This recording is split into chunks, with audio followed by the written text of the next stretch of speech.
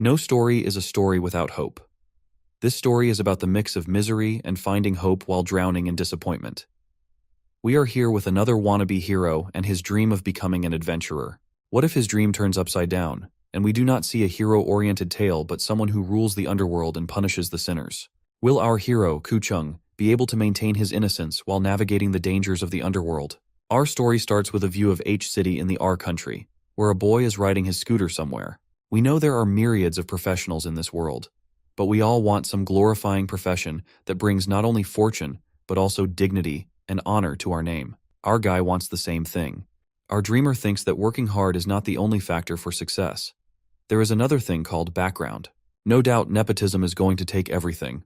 Now he stands in front of shining armor, which makes us think that the guy wants to be a knight in shining armor. Looking at the armor with wishful eyes, he remembers how he has always hoped to wear it one day. This gear has attracted him every time he passed by this way. He knows he is not yet capable of becoming an adventurer, but he has confidence in his hard work to make it happen one day. After a while, he is seen studying some new products with attributes that enhance resistance to magic and a sleeker design. It's a kind of magical model, and he ponders how the new version is not very different from the previous one, as the damage reduction rate could still reach up to 15%. The next scene shows a man who looks like he's had a masterclass in snobbery, with his assistant by his side. Apparently, this dude with a big attitude is a guildmaster, and his assistant tells him there's a mountain of adventurer applications they need to go through once they are back at the guild. The man barely glances up and snarks that these are just a bunch of losers who failed everywhere else and are now trying their luck with his guild. He tells his assistant to reject all of them, dismissing them as nothing but trash. Then, a salesgirl informs this snobbish man about the new products they have received, offering to show them to him. He accepts with the same attitude, adding how precious his time is and how he needs to get through it quickly. Then, he is in front of numerous gears that are considered to be the best products. The woman informs him about the latest edition, which is specially designed to withstand harsh environments. She points out that one of them is made to endure toxic and cold conditions. Meanwhile, our dude is also passing through the same path, where this cocky and busy guy is inspecting the gears. He asks about more products, but his eyes are soon drawn to Cheng, who is not only keenly observing the items, but also taking notes. He asks the salesgirl if our guy is a reporter. She dismisses the idea, saying he's just a guy who often comes here to look at things, but doesn't have a penny to afford them. He only looks, never buys. The man stares keenly at our hero, forgetting that staring is rude. He then quickly activates his appraisal skill and can see that our boy is just a level 3 adventurer with 0 dungeons cleared. His intimidating presence startles Chung. He comments nonchalantly that our dude seems like a level 3 adventurer and rudely asks to see his notes. He seems to lack basic manners or believes the world belongs to him. Arrogantly, he adds that our boy is just writing the pros and cons of the gears like a simple housewife. He then taunts him while suggesting that since he can't even complete a simple dungeon task, he shouldn't be coming to places like this. In other words, he indirectly tells him that he doesn't deserve to be there. He continues to taunt him while saying how their taxes are feeding useless and jobless people like our hero, who is looking at him nervously. Then, our boy politely asks this snobbish villain to let him pass. This person, furious, tries to pull him by his shirt as if our hero is obligated to listen to him. He truly believes the world revolves around him, and that people like our MC should stop whatever they are doing to listen to him first. On the other hand, Chung wants to avoid this man at all costs to avoid causing trouble. However, the man is not only snobbish but also stubborn and spoiled, demanding to know how this brat became a level 3 adventurer without clearing a single dungeon. This question arises in our minds as well. Let's see how our hero achieves this without clearing any dungeon. He jerks off his arms from his shirt while saying that he has an allergic reaction from the magic. However, the snobbish person manifests magic in his hand. The statement of Chung infuriates him without any apparent reason, so he is manifesting arm equipment magic in his hand while anger shows on his face. With that, he punches him harder, knocking him down. He arrogantly mutters how someone as weak as him could be so arrogant. He also adds, as if giving advice, for the guy to work hard and clear some dungeons in order to raise his status in society instead of being useless trash. He takes it a step further, threatening to report Chung to the association for entering the 67th portal at such a low level. Clearly reveling in his own self-importance, he suggests Chung must be a spy, and hints that reporting him might even score a reward. The smirk on his face shows he's far too pleased with his wild accusation. After witnessing everything, the salesgirl rushes to Chung and asks about his well-being as she sees his nose bleeding. Not only this, our snobbish villain just has to squeeze in one more empty threat, vowing to report him again if our boy dares to show his face. All this, despite the fact that the mighty individual already made it abundantly clear that there's no actual grudge between them. But naturally, that's not enough for our self-important antagonist. He then swivels arrogantly toward the salesgirl and demands to know about some new products. After all, he's in a hurry, because being this insufferable takes up a lot of time. But she is concerned about our hero, while he shakes off her concern while silently moving ahead. After a while, he's outside the shop, determined to buy the same gear that the snobbish guy was looking at. Maybe it is his way to console himself getting a good beating and taunting. Despite this, he also feels relieved that he didn't cause any trouble, as the guy seemed to be from some big guild. He finally introduces himself as Chung, an adventurer without a profession. In this world, having the title of adventurer but no profession means you're meaningless, like a book without a theme. Now it's time to open up the story of our main character, Ku-chung. Let's start from the beginning. The story begins on the day when this world first saw strange portals opening up. The experts of that time began researching these strange portals and collecting data. In the beginning, things were peaceful, as only a few monsters were seen coming out of these portals. Suddenly, after a while, the number of monsters increased, and the world found itself in a dire situation. In order to tackle this crisis, many countries formed a united military force to fight against these monsters.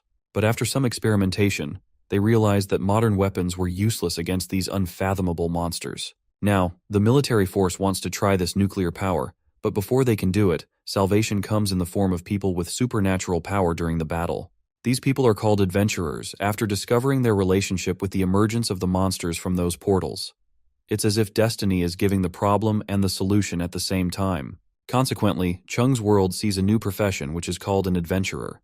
People can easily acquire this profession after their first kill of a monster. In other words, like someone in RPG games acquires a power or reward, it's the same case in the reality of our boy's world. In Chung's case, fortunately, or unfortunately, he also gets some very rare odds instead of higher rewards.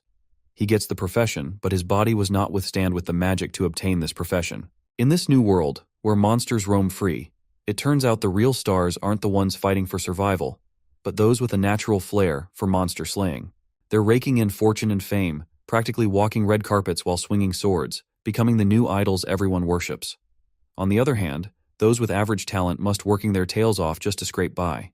Because apparently, even in a world full of monsters, mediocrity still pays minimum wage. In this way, the guilds hunting for talent also prefer those with higher levels of talent. Thus, these highly talented people get everything besides having power and money.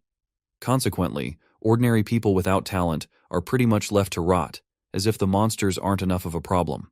And those unlucky enough to come from poor backgrounds? Not only this, they've got the added bonus of being devoured by the big fishes in order to survive.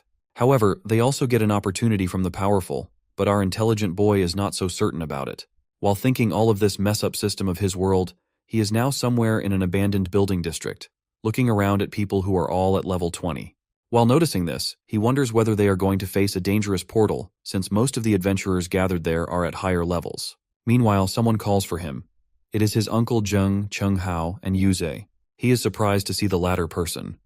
Yuze remarks how he couldn't refuse to come when he was getting some work. He also informs Chung about the mission. They are going to work in a level E dungeon, but he doesn't know the reason behind so many level 20s coming there. Chung is surprised to hear this, as he expected they would face at least level C or higher after witnessing the level 20 adventurer present there. He retorts that if that were the case, they wouldn't be called as they are, just level 10. Then, while pulling his book out of his bag, he replies that he might get some interesting input from it.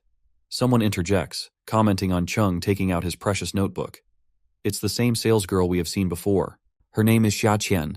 At that, Xia again stresses her point about Chung taking notes, saying they won't get any valuable items from the dungeon, so she finds it annoying that he's bothering with notes. He explains that it's not about the drop items, but that it will be helpful in the dungeon, as he has taken notes on the minerals and ecological systems of the place. She retorts that they aren't going deep into the dungeon anytime soon because of their lower level, so she concludes his efforts are useless. He remains detached, not agreeing with her. He thinks these things will be useful since they don't know what they'll face in the dungeon, so it's better to know as much as possible. Besides, the biggest reason he puts in this effort is that he wants to become an adventurer one day. He wants to be someone who will plunder dungeons and use this significant information. At this moment, they notice someone's presence behind them, and it's none other than that snobbish guy with the arrogant face, decked out in fancy equipment. Shortly afterward, he vanishes his gear. Someone calls him young master, informing him that everything is ready. Cheng grows tense, recognizing him from the store, but still doesn't understand why he's there. That so-called young master tells a female adventurer to pick one piece of equipment from the warehouse along with the others, as he is satisfied with their performance last time. She complies and thanks him like a good subservient. On the other side, Chung tries to slip away before this young master can spot him, but unfortunately the guy notices him and grabs him from behind. He deadpans how he warned him not to show his face again, or else he'd kill him. Our petrified hero snaps out of his state and angrily jerks his hand away, stating how it's none of this so-called young master's business where he goes. This infuriates the young master, and he knocks Chung down, putting him in his place. Not only this, he angrily shouts that someone as low as Chung should be grateful since he is their work provider. Cruelly, he jerks our boy by the hair, arrogantly emphasizing that he's at the top of the food chain and no one's going to stop him from killing him. Besides, the great and mighty master is apparently being merciful by sparing Chung's life. While he brags about his merciful nature, Chung coughs up blood from the beating he's receiving. Now, our guy finally realizes this man is none other than their job client. By this time, others are drawn to the scene. Some ask the young master to let Chung go, while others wonder if it's right for a client to treat his subordinates this way. Hearing the murmurs of the crowd only adds fuel to the young master's ego-fueled firestorm, and naturally, he lashes out by literally throwing fire at the onlookers. After all this drama, he laughs it off, saying it was just a joke, claiming he slipped because he held Chung's hand for too long. Like, because who hasn't accidentally set people on fire during a friendly handshake? After witnessing everything, the association officer warns him about pulling such hilarious pranks in front of association safety officers, noting it could cause him trouble in the future. But, predictably, the young master is far too engrossed in his self-importance to care, laser-focused on the far more pressing matter of making Chung's life miserable as his mission. The downside of all this drama is that the main character, Chung, ends up proving the snobbish Li Haixian's point. He really is the useless person Xian claims he is. While Xian taunts our boy's courage for having such lofty dreams of becoming an adventurer despite being useless trash, our dreamer remains on the floor as he is too weak to stand.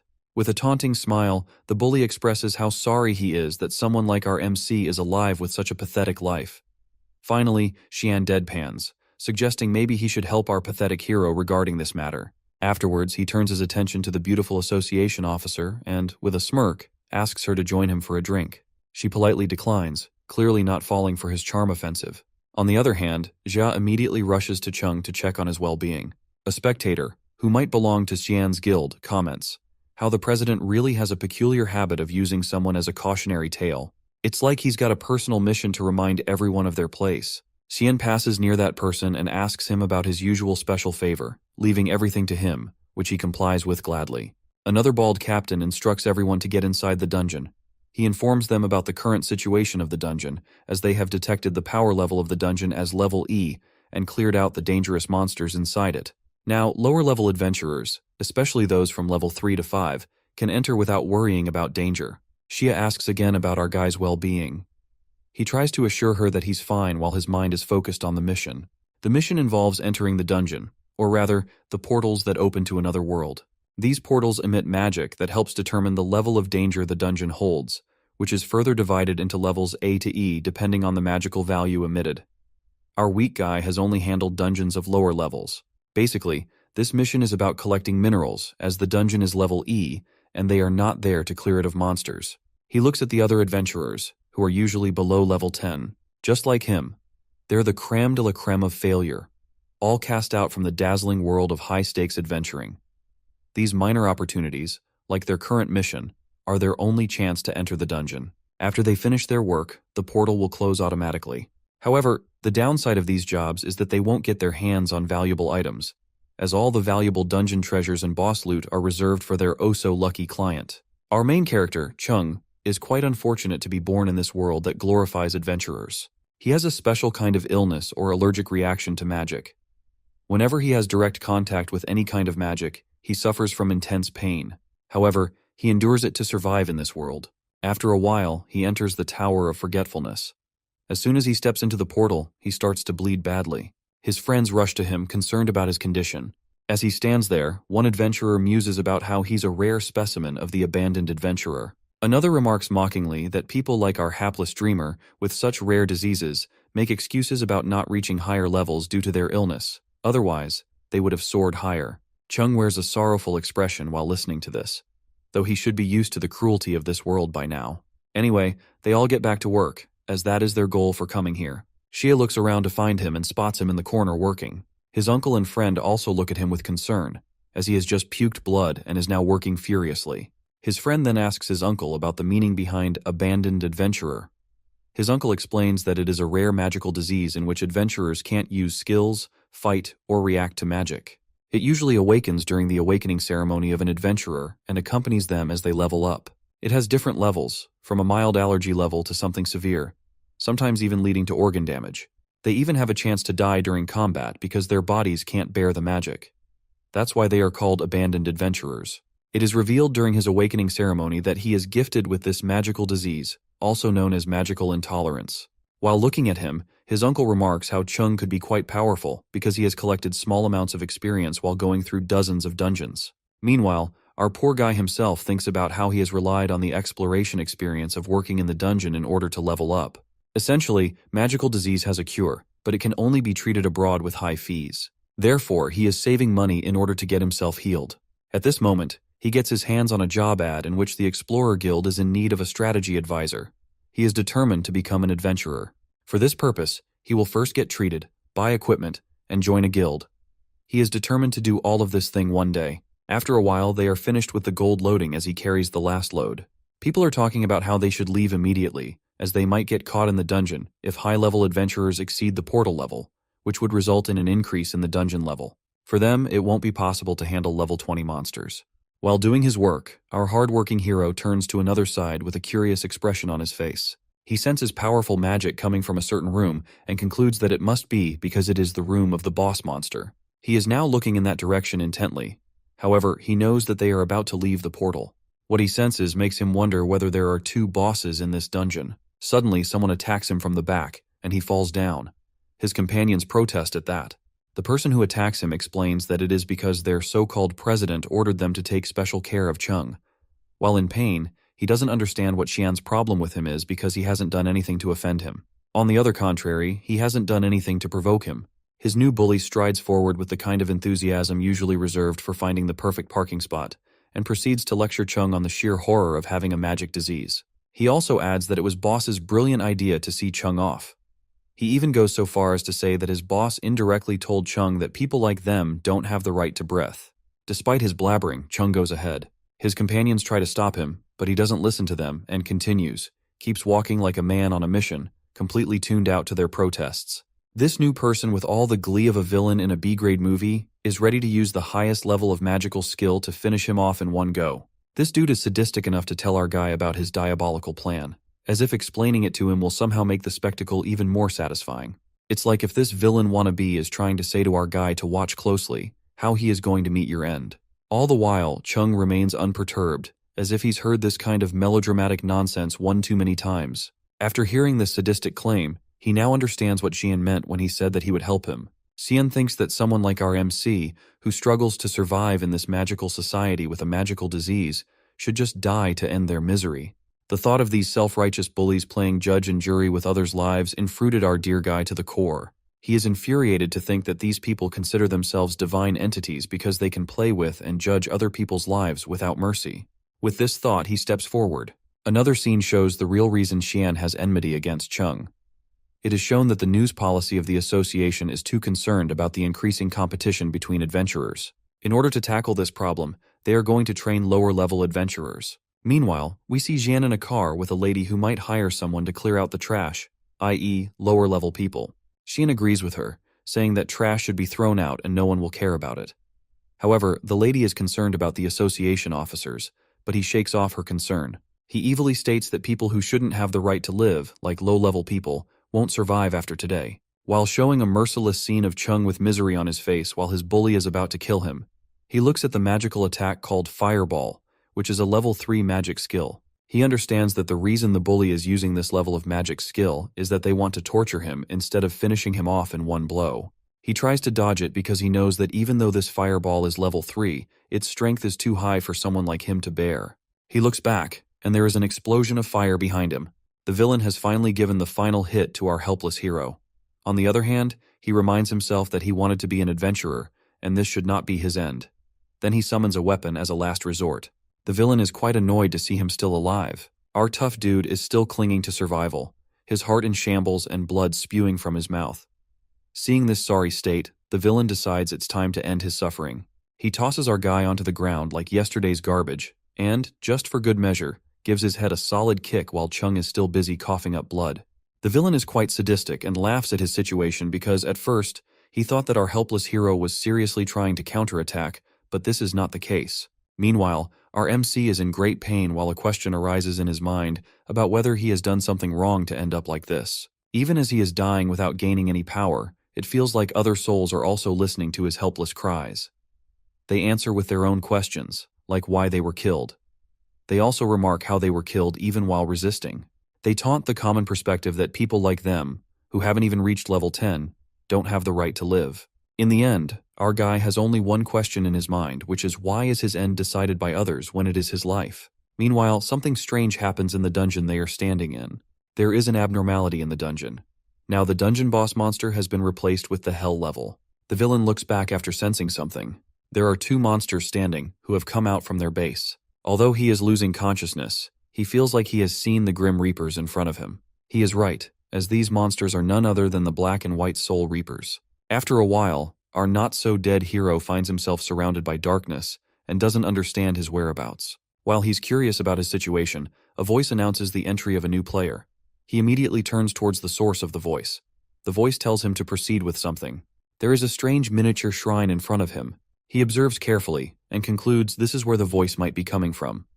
He puts his hand inside the shrine, as it feels like there's something inside.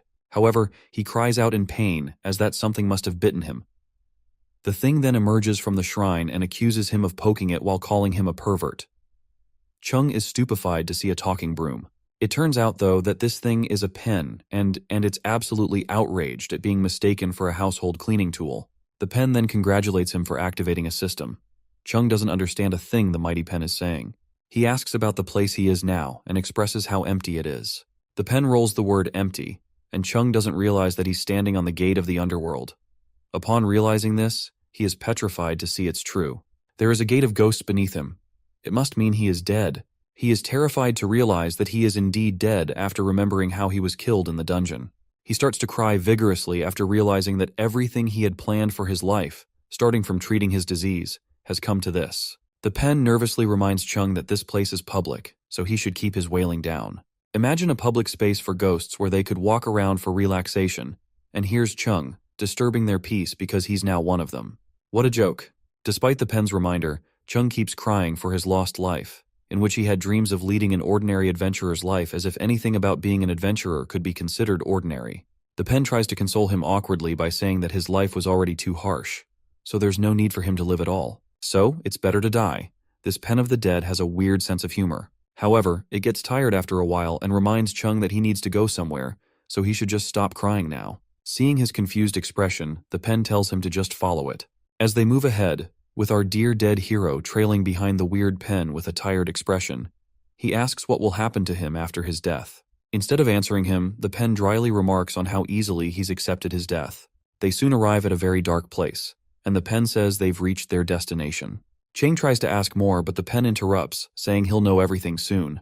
Afterwards, a fire is ignited around them, and the pen informs him that this is the trial room and Chung needs to follow it. He remarks that the place seems like a palace of a giant king while observing the grandiose design. The pen reminds him of his place, as he gawps at the palace like some country bumpkin. He proceeds and suddenly stops as he realizes that this place bears a striking similarity to the dungeon. His eyes catch a glimpse of a shiny costume, and he asks about it. The pen informs him that it's the body of King Yama. Chen sees the darkened rays emanating from the edge of the costume and comments that he has heard this name before. Seeing how lost he is, the pen finally tries to explain everything to him. It starts by saying that the dead who come here go through a trial to judge the deeds they've done in their lives. After the final judgment, the evil ones go to hell as punishment for their deeds. Therefore, King Yama is someone who conducts this judgment and rules over the underworld. He is also someone who commands numerous ghost soldiers and demons. After listening to this, his eyes widen with realization as this was the lesson he had learned. King Yama was someone who writes the lifespans of the living beings with a pen. This pen seems like the pen he has just met. With a baffled expression, he turns to the pen, disbelief in his tone about the death of the ruler of the underworld. However, the pen emphasizes that dead means dead. But Chung shakes off this statement as nonsense. The pen informs him that if he doesn't believe it, he can read it for himself while showing him some writing on the wall in front of him. He looks at the writing, but it seems to be in another language he doesn't know, so he asks the pen to explain it. Suddenly he stops as he realizes that, as strange as it seems, he can understand the language. He understands that it is the engraving, and the torn part of the wall must be the mural. He looks at the engraving, which shows numbers of soldiers and their king fighting against someone. He concludes King Yama must have been fighting against someone. The next picture shows the beheaded form of King Yama.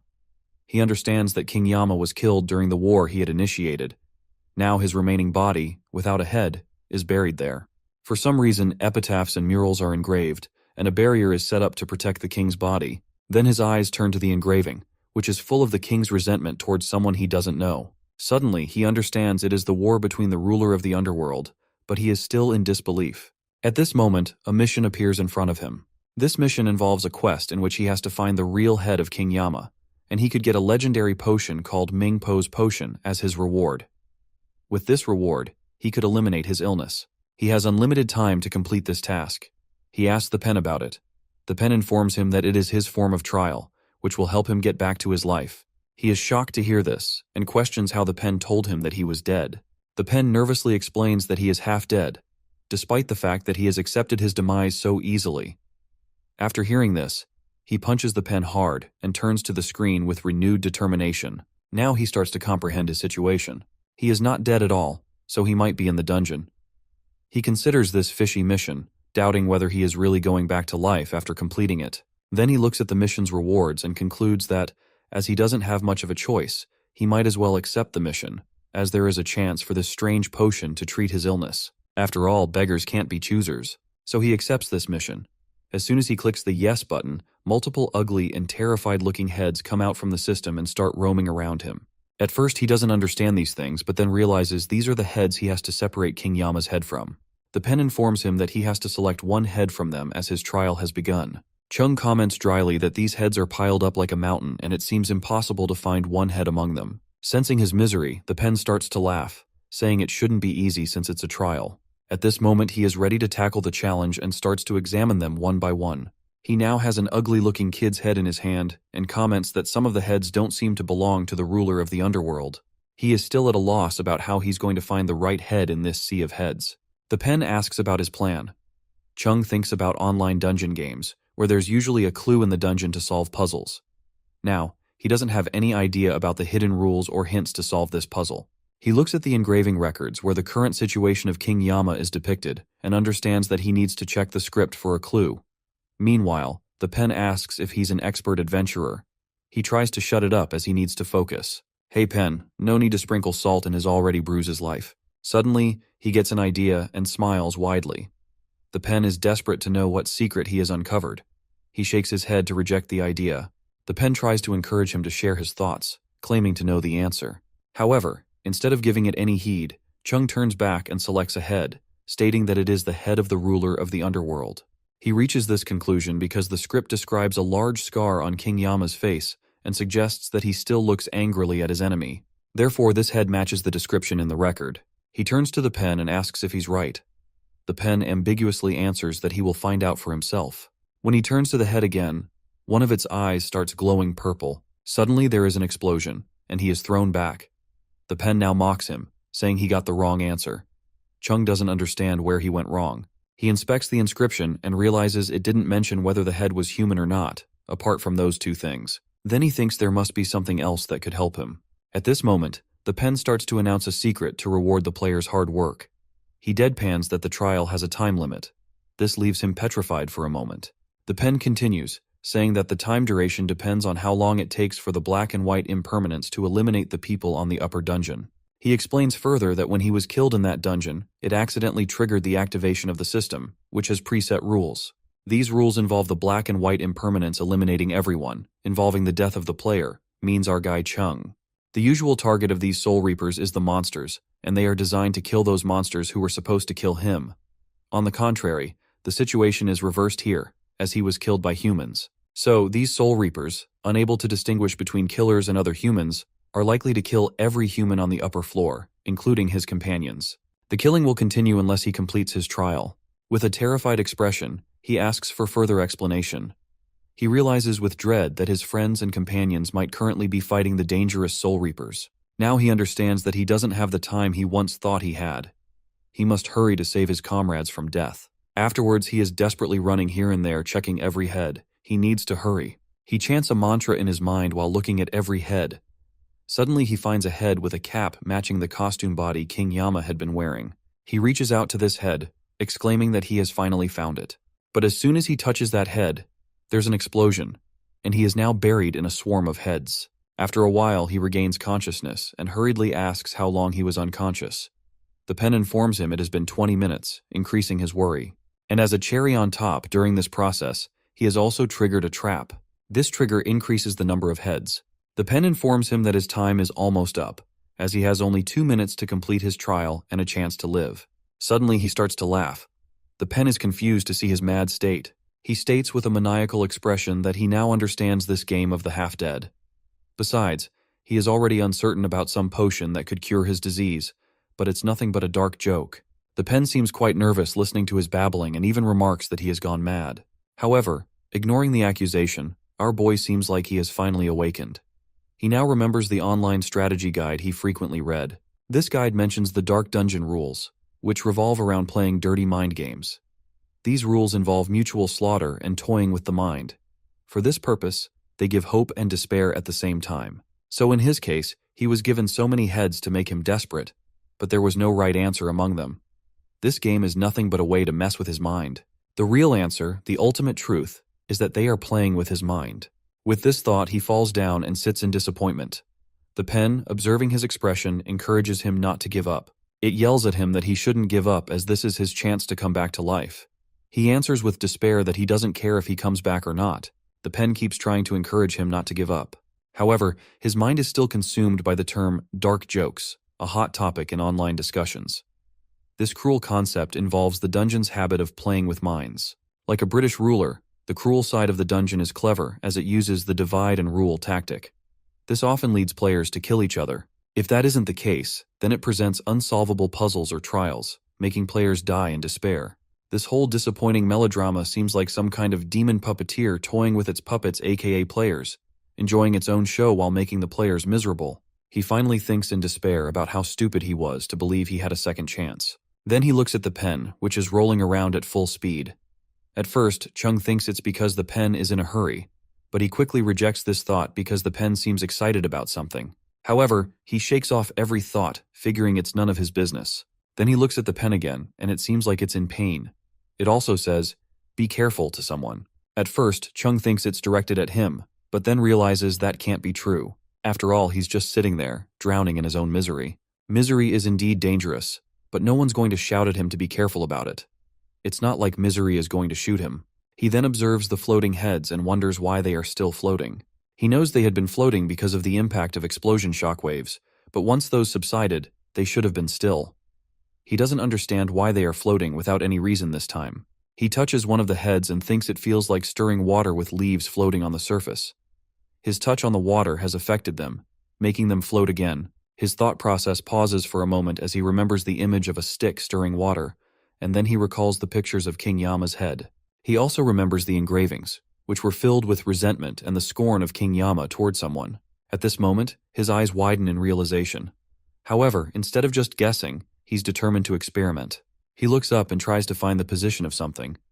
Then he starts climbing the wall, determined to reach whatever it is. Suddenly, there's another explosion, and the pen yells at him, asking what he's done this time. Nervously, he asks if he's made a mistake. The pen, now furious, reminds him that he's done it again and again. Meanwhile, its mind is cautious, trying to stop him, as it thinks he must find something soon. Then it tries its trick and starts talking to him nicely, saying that he has already given up, so why is he messing with things again? It even encourages him to give up completely, suggesting it would be better for him to reincarnate, as he might get a better life next time. Chung slyly asks why it's being so nice to him. It fumbles and says it has always been gentle with him, even going so far as to call him little brother. However, the pen is desperately praying for Chung not to move so much, and subtly turns his head toward the real head placed behind him. It wants him to waste time so the clock can run out. Noticing the panicked state of the pen, our MC concludes that he must have found the answer. He knows that he can find key hints from the engravings and murals on the wall to locate King Yama's head. However, while focusing on them, he might ignore another crucial detail that could make this puzzle unsolvable. The first hint he had overlooked was the title of his trial, which mentioned that it was a solo mission. His first impression of the mission was that it involved magical ways to protect the body of King Yama. Besides, he had dismissed the text because he couldn't read it, but the last words stuck in his mind, which involved something like King Yama going hand in hand with someone in the past. Therefore, this trial was meant for the person mentioned in the text, as they were the ones who had a history with King Yama. The head remained hidden behind the player's own head to prevent him from finding it. In this way, King Yama set a death trap for the player. He then looks around, determined to find the head, and realizes one last step remains. With that, he looks at King Yama's body and considers a method to retrieve the head, which is placed exactly behind him. He also thinks about the giant body of King Yama, as it is described in mythology. Then, he considers how to solve the puzzle. Climbing is not an option because of the risk involved. His train of thought shifts toward the old friend King Yama had gone hand in hand with, and he wonders if the puzzle could be solved by this person mentioned in the text. He ponders whether this dear person to King Yama holds the key to solving the puzzle. Meanwhile, after observing his new determined state, the pen yells at him that he has already given up, so there's no need for him to get involved. Besides, it wants Chung's time to run out, so he will eventually die. Suddenly, Chung looks at the pen with a triumphant expression, which makes the pen even more nervous. He declares that he has finally found something the enemy would never do, which is to show courtesy. With newfound determination, he heads toward King Yama's body. The pen shouts behind him, asking if he's solved the trial, but Chung royally ignores it, fixing his eyes on his goal. He then shows courtesy to King Yama's head, placing it on his own head, hoping it will reveal itself to him. However, it doesn't work at all. Now he tries to think of another way to convince King Yama and solve the puzzle. His mind goes to the fact that King Yama is not just any ordinary man, but the ruler of the Underworld. With that in mind, our polite hero goes to his knees and bows before King Yama's body, addressing him with the utmost politeness. He respectfully requests the chance to return to life, even though he doesn't know for whom the trial was truly meant for. At that moment, his golden screen happily congratulates him for successfully completing the mission. As a result, his reward, in the form of mungpo soup, begins to take effect. Magic starts to swirl around a very happy Cheng, who now understands that he has finally rid himself of his magical illness, as the magic no longer hurts him. His screen flashes once again, now bearing the title, The Old Friendship Promise. The notification informs him that he has completed his mission and obtained the reward, and he is now offered an internship in the Underworld. He looks at the screen with confusion and wonders whether it involves any hidden job. While he is pondering on the job, the pen fumes with anger and even threatens to eat him alive. He nervously turns to the pen and asks politely if there is any need for it to be that angry. At this moment, he ponders whether he should apologize to the pen, as it seems like it doesn't want him to solve this puzzle. Maybe our guy's death will please this pen of judgmental. However, the pen is more than serious and devours our baffled hero. Now the dear brush or judgmental pen, who turns out to be a female, is shown in front of Lord Yama, where she expresses how good she is as the civil servant of the Underworld and how she takes care of the trials, which have been successful. She even boasts about serving as the sexy secretary as well. Then she complains about being responsible for the newcomer, which she feels is unfair. However, she hurriedly adds that she will handle everything for the sake of the organization. King Yama says something to her, which she requests Yama to reconsider. With that, she starts shouting that he wouldn't dare to do something. At this moment, the thought process shifts to our unfortunate not-so-dead player, who might see someone so tall there. However, he is losing consciousness at this moment. Someone addresses the pen, asking it to literally puke our player from her mouth. The voice seems to belong to King Yama, who has lost his successor and is now hunting for one. However, it seems like he has gone through many trials in the hunt for his successor. Therefore, now he has a plan to bet everything on our guy and his poor fate. Now the story is going to take new turn. It is said that adventurers are the wealthiest people in this world. Not only is their wealth valuable, because it is also earned through the risk of their lives. Now, in this world full of adventurers and risk-involved professions, there is a large crowd of people gathered in front of a particular portal. Usually, whenever the portal opens, people gather around it because they are concerned about their loved ones on the other side. Sometimes the situation is so dire that if someone finds the whole body of their loved one, it should be considered a fortune. Now, finally, we see our guy, who has only seen darkness, and he is requesting that arrogant and gluttonous pen to let him out. When he opens his eyes, he finds himself lying in the cold box for the dead. As soon as he spots the pen, he punches her hard. After a while, the pen explains that he was found by some woman who brought him there after the end of the trial. Now he understands why he is in the morgue. Despite the situation, the pen shouts at him, asking how he could punch her after waking up. Nervously, he explains that at first, he thought he was dreaming a nightmare, though it's also true that the pen was trying to eat him before he wake up there. He then contemplates his situation. He understands that the association's safety officer realized what happened when no one came out of the portal. It means they must be dead at the hands of the Grim Reapers while he was busy with the trial. He then asks the pen if there are any other survivors besides him. The pen answers that there are only 2. Then the pen points out that the most crucial thing now is for them to get out of the morgue, and they can discuss everything later. He agrees with the pen and rushes outside, where a doctor is dragging a stretcher, thinking about why he has to go back and forth to collect injured people as the association sends them.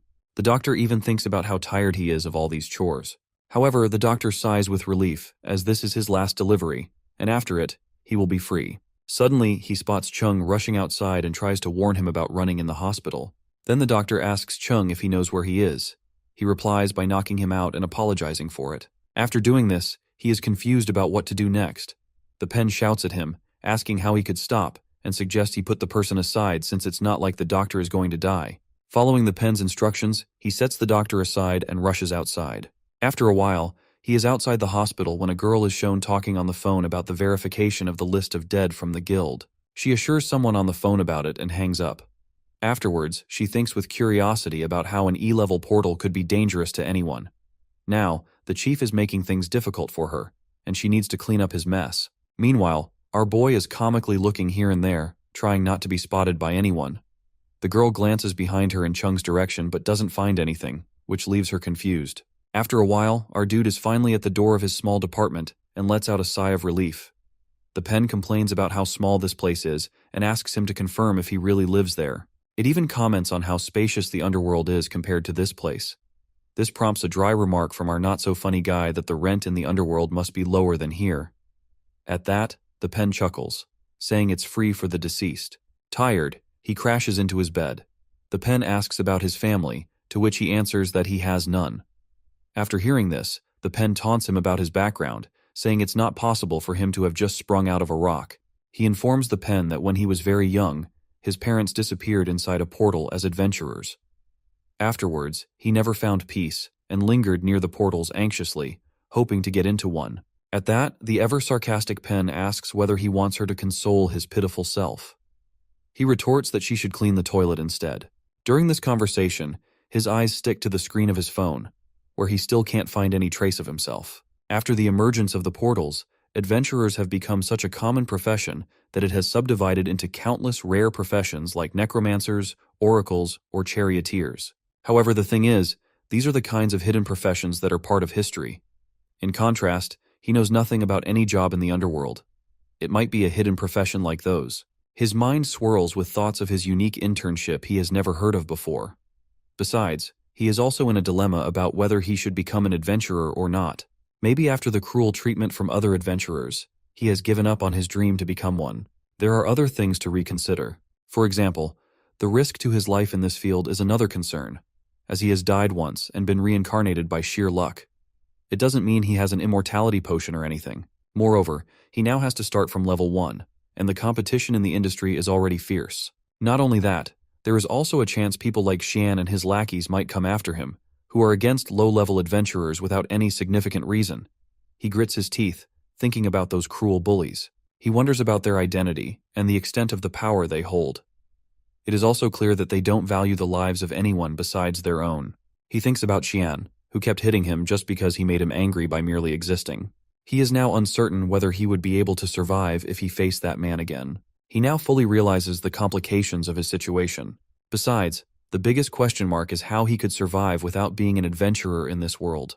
Meanwhile, the pen is confused when he sees a broom in his home and wonders if it is something like her. Now she should understand why Chung called her a broom.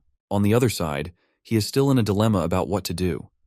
After the demise of his parents, he was badly bullied and didn't find a way to fit into society. So, he decides to check his skills first before deciding further. He tries to check his skills by clicking in the air, but nothing happens. It leaves him confused because he has seen others do this. He wasn't able to do it before because he was magically sick. Seeing him struggle, The Pen, who is making out with a broom, starts to laugh, saying he can't do it as a level 1. He reasons with her that even level 1s should have a system since they need to enter dungeons to level up. At that, the Pen informs him that he was given a gift because of his rebirth. With that, a screen appears in front of him like magic is happening. The quest is quite confusing and sounds more like an order. He needs to go to the Adventurer Association with a gun in hand, but the reward is unknown. He asks the Pen about this quest panel. She answers that they'll find out after they get there. He agrees but requests that she spare his broom. After a while, they are inside the Adventurer Association. The Pen excitedly comments on how grand it is. Baffled, Chung asks her to keep hidden, as someone might see her. She responds that he is the only one who can see her. He dryly suggests she should keep her voice down in this case. Then he asks about their purpose there. She excitedly replies that they are there for sightseeing, as it's been too long since she visited. Something catches her eye, and she excitedly moves towards it, with Chung trying to decrease her speed. They end up in front of the awakening chamber, where a boy with a shiny smile pierces his sword into a monster. He explains to the Pen that whoever kills their first monster comes here for awakening as an adventurer. She comments dryly about how it stinks, which prompts him to reply that she should just bear it. They then move to the empty side of the chamber. She asks if this large building is just reserved for awakenings. He tries to explain that they can do other things here as well. She nervously asks whether they can eat there. He declines and explains that they can do activities related to the profession of adventurer. Suddenly, the Pen starts to shiver while looking above. She informs him that she can sense multiple portals opening. He confirms that she's right, as the association owns many portals for the first level. This way, they are inspected by the association, and most of them reach the next level because of this system. This system involves the association inspecting the raids of dungeons by adventurers and making reports based on casualties, performance, and loot. In this way, numerous guilds can recruit them for internships or training. Pen is quite impressed by his knowledge while still taunting him, as he has enough knowledge for being a useless level 1. At that, he threatens to throw his broom that has kind of become her lover, which makes her grit her teeth. Meanwhile, a man in heavy armor passes by and knocks him down with a tackle. The man warns him to watch out, and our pitiful Chung apologizes without actually doing anything wrong. As the armored man walks away, he looks back at Chung with disdain after checking his skill. Pen informs him about this, but he just shakes off the matter. Pen looks at his unfazed expression and comments dryly about his awful personality. Chung doesn't protest. Instead, he admits it's because he's just a pitiful level 1. Then he notices the same guy who looks nervous rather than snobbish in front of some guild manager. After witnessing it, our boy comments about him on how he now has to bow down to someone stronger. This is how the world works. Pen remarks that superior person doesn't seem like the stronger ones. He explains that it's not just about physical strength, but also about how this person will help him increase the value of his resume. Pen scoffs at the system of his world and slyly remarks that their world is going to change soon. At that moment, his system shows him a new quest. He needs to choose a dungeon at the association for his next quest, with the reward still unknown. Seriously, this hero is going to do every quest without knowing what's at stake, especially given his already poor situation with no money. However, he's happy to oblige, as it seems like a simple task to just select a dungeon. Pen reminds him that this is step-by-step training because he can't have his cake and eat it too. On the other hand, he's also determined to take slow and steady steps as a level 1. After a while, it is shown that the scenario changes, and he is inside the dungeon, and especially, he is alone. He hurries to the Pen, who tells him that it is a step-by-step process and that he is at the gate of danger. He tries to strangle her for her misinformation, making the situation quite funny, if it were not dangerous enough. Now he has an unfortunate quest in front of him, who thinks that our dear Chung is capable enough to clear out the whole dungeon by himself. He desperately shakes the Pen, insisting that it takes 4 people to clear out the dungeon, ignoring her protests that the quest is not something she has control over. She also tries to calm him down while being strangled by him. He protests that it is the same as before what happened in the Underworld. A little while before, he is standing in front of the receptionist, who states his request to enter a level 3 dungeon. She asks him to choose his favorite dungeon so that she can arrange a team for him. She also adds that once he chooses the dungeon, he will be given suitable items that could be useful in the dungeon, as well as information about it in the preparation room. Meanwhile, he is looking at the screen with a confused expression. He is reading the numbers of the dungeons, and the last one is the Water Elf's Graveyard. Pen taunts how many choices he has, but he knows that he shouldn't decide just randomly because he has to consider the difficulty of the dungeon and the types of monsters he can handle according to his skill. Suddenly, Pen decides that it is enough to leave the choice to our so indecisive hero and clicks on some options, which leaves him boggled. As usual, he starts to fight with his familiar pen, which tries to help him. But our guy is so shaken by his deed that he is shaking the poor pen to its core. The receptionist happily tells him that the water elf's graveyard is his chosen dungeon. She requests him to head to the preparation room to get the supplies. Now, in the present, the pen is generous enough to give him an extra life-saving skill as compensation for his loss. Now the screen shows something titled 100 Jokes of a Brush. The task is simply to slap our dear brush, aka judgmental pen. Still, the reward is unknown. Now he turns darkly to the pen, who is protesting that it's not her doing, and insists that the quest is decided by the system. However, she warns him that his chance of a second life and the effect of the mungpo soup will be undone if he abandons the quest. After listening to this, he suddenly stops and seriously ponders the situation he is in. He understands with gravity that he has no choice but to go with the flow of the system. But the good news is that the system finally decides to give him some rewards for completing his first task, which was about going to the association. With that, he activates a skill called Hellfire. With this skill, he can cook anyone without worrying about the fire being put out, as it keeps burning.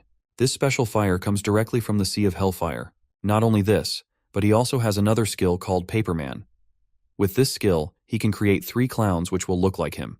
These clowns will be created out of paper to release souls into these doppelgangers. This skill is used to create a confusion effect against the enemy. He is beyond happy to realize that he has 3 papermen to save his life. Besides, it is more than enough to have 1 skill. Now he has 3, which feels like hitting the jackpot. Now, our guy is transforming into a lucky bastard from the pitiful brat. He has no idea a simple slap to the brush would earn him such high rewards. Maybe he would have done it earlier if he knew. He has now decided to be serious about his current situation and do what he does best, which is to analyze his situation keenly. He has 2 skills and supplies, a few bottles of mana potions, some bandages, a few smoke bombs, and other basic supplies. However, the problem is that these supplies are not enough to clear out the dungeon according to the dungeon strategy. Besides, he likes to travel more lightly because of the danger ahead. The only strategy he can use to clear the dungeon is to avoid combat and face the monsters as little as possible. For this purpose, he has to choose his route carefully according to the map. He realizes he is going to clear a dungeon full of water and curses the pen for choosing it. He then reads about the water elf graveyard, which was once home to a water spirit. But now it's filled with aquatic monsters and traps for adventurers. So, he has a task in front of him given by the association. He has to collect a signal beacon from a particular location in the dungeon's maze and return safely.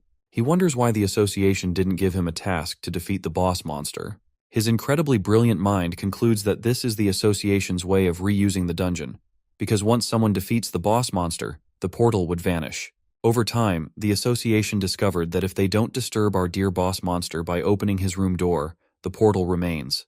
This not only keeps the portal around but also brings in a delightful variety of new monsters. So they've decided to use these portals as international training grounds for adventurers.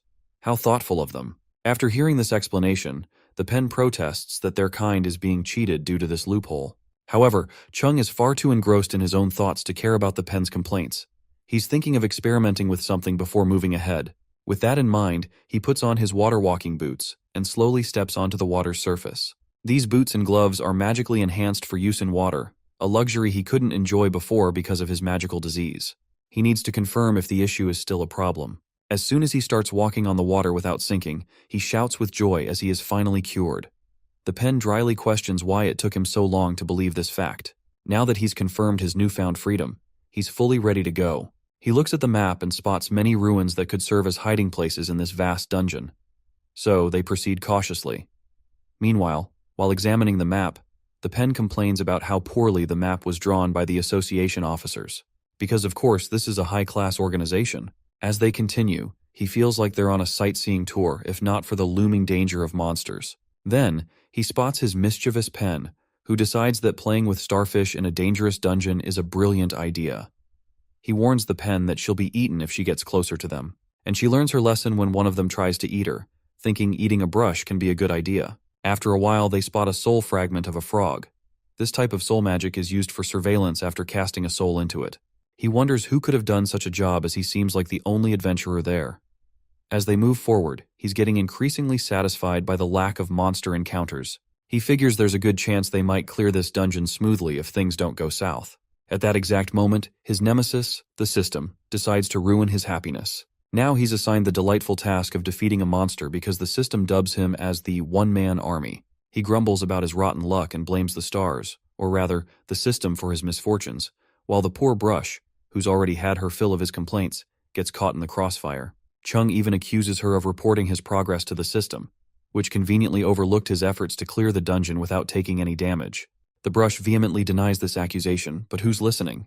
With no other choice, he lets her go and sets out to find a monster. To his surprise and luck, he spots a duck monster.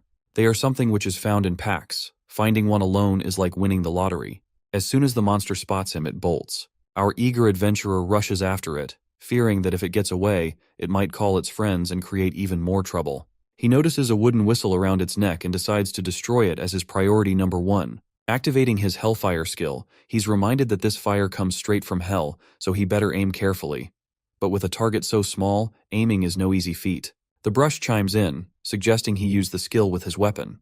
He summons a weapon and attaches the Hellfire to its edge. With his thin sword now ablaze, he takes a shot at the duck monster. The Brush congratulates him on choosing the right weapon, noting that a long sword might have made hitting such a small target much harder. He also praises his Hellfire skill, noting that it keeps burning even in the water. The downside is that it will continuously drain his mana while it's active. While examining the despairing form of the duck monster, the pen suggests letting it go, as it seems to be begging for mercy. Chung is taken aback. This is a dungeon after all, and monsters aren't supposed to beg. Nevertheless, he shows no mercy and finishes the monster off. With a dead serious look, he thinks that it's a dungeon and begging in front of an enemy is pointless. The Brush comments that he's going to lose his life if he doesn't complete the mission. Chung retorts that he'll use her as a toilet brush if she keeps up her insolence. Meanwhile, he checks his mana, which is now almost depleted in half. He's surprised at how much mana he burned on a single attack. Taking a mana replenishment potion, he covers his mana reserves.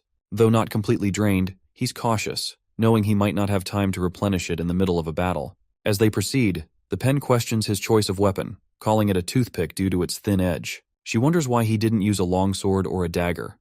He explains that it's a rapier, and he chose it because he's not proficient with heavier weapons. Its lightweight makes it more suitable for him. However, he doesn't understand why the quest isn't marked as complete after killing the duck monster. The answer arrives promptly when the duck monster blows the whistle, alerting its companions. He realizes with dread that he missed the vital spot. With the quest completed after the duck monster's death, a new problem arises as a swarm of duck monsters has arrived in response to the whistle. The pen protests, claiming they should have hit harder earlier because now they're in trouble. Facing the swarm of duck monsters, our boy is tense about his next strategy. He wonders if he can withstand so many monsters with his current level of firepower. What if it runs out? He fears he might be overwhelmed. Suddenly he spots something and starts shouting that he's found a way out. In front of him are a number of jigsaw puzzle pieces, and he tries to pick one.